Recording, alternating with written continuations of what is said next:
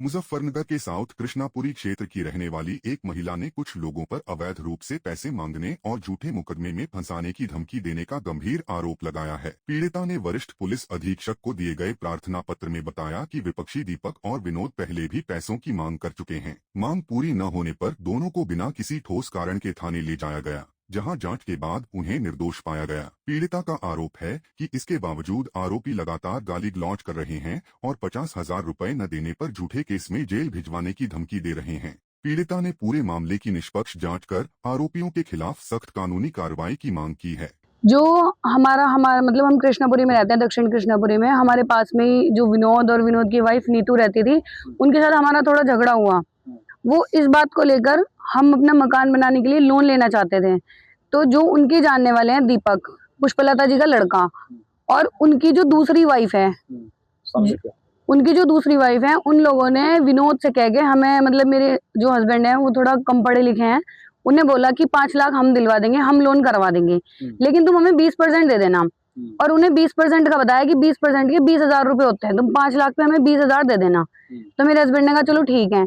जब उन्होंने मुझे ये बात बताई तो मैंने उन्हें कहा कि 20% का मतलब है 1 लाख रुपए, कि 5 लाख रुपए का अगर लोन कराएंगे तो वो 1 लाख रुपए हमें उन लोगों को देने पड़ेंगे। तो फिर मेरे हस्बैंड ने उन लोगों को मना कर दिया। तो फिर हमने एमको बैंक से लोन कराया।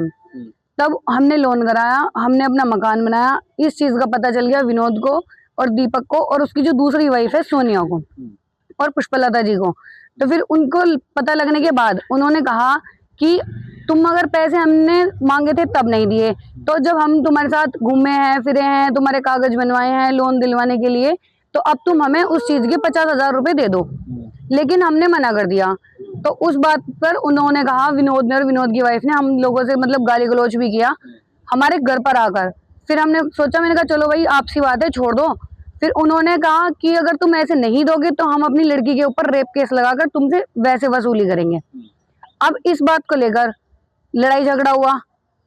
फिर उसके बाद अब ये लोग मेरे पति को झूठे मुकदमे में 151 में उनका चालान कराया, जबकि वो जेल भी काट के आए हैं। तो फिर उन्होंने बोला, उन्होंने 3-4 धाराएं लगवाई, तो उन धाराओं में मुकदमा ना होके 151 में मुकदमा हुआ है, क्योंकि जो मतलब कहा सुनी हुई थी उसी में मुकदमा हुआ है। फिर उन्होंने कहा कि हमने जो धाराएं लगवाई थी उनमें मुकदमा नहीं करा, पुलिस वालों ने ये कर दिया वो कर दिया। कंटिन्यू एलिगेशन लगाए जा रहे हैं पुलिस वालों पर। फिर उसके बाद हम लोगों को मिल कर बोल रहे हैं कि क्या नाम, अगर तुम इस तरीके से पैसे नहीं दोगे तो तुम वैसे दोगे, या तो पैसों का अरेंजमेंट करा लो, नहीं तो रेप के। एविडेंस तो सर उस टाइम कुछ नहीं रहा, क्योंकि उस टाइम हमारा आपसी मतलब घर का जो नॉर्मल आना जाना होता है वो था।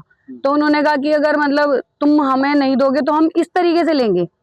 और अब भी कल रात मुझे 8:30-9 बजे के आसपास जैन पेट्टे वाले पे विनोद मिला, रिक्शा लेके जा रहा था। बकायदा उसने मेरे सामने रिक्शा लगाई, मैं अपने बच्चे को लेके जा रही थी। उसने बोला या तो पैसों का अरेंजमेंट करा लो, नहीं तो मैं तुम्हारे हस्बैंड को रेप केस में जेल पहुंचा कर ही रहूंगा।